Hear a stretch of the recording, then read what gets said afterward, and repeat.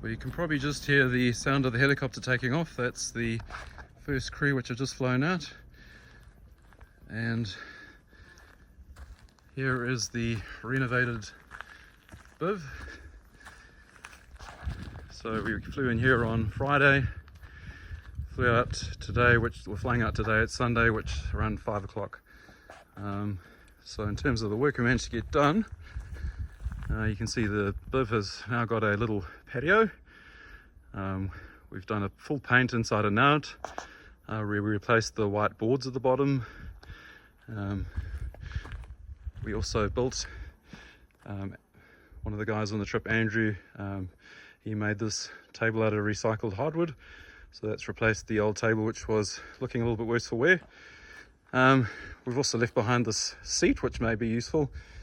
We used that while we were doing the painting of the BIV. Further down there, the toilets also had a pretty amazing transformation.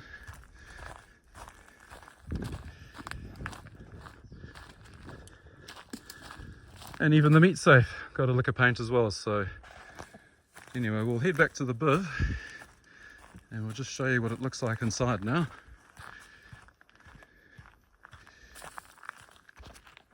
So new hardware on the door, new hinges, fresh coat of paint, and yeah, we have sanded back the floor.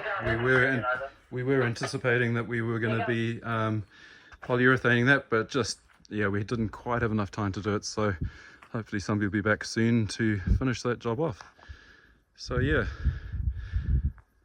volunteers from the Backcountry Trust was Megan Cheetham, Jason Cheetham, Tony Gernan. Yeah, very happy with the work we all did. And Andrew Ferguson. So yeah, that's Backcountry Trust, Backridge BIV Renovation 2025.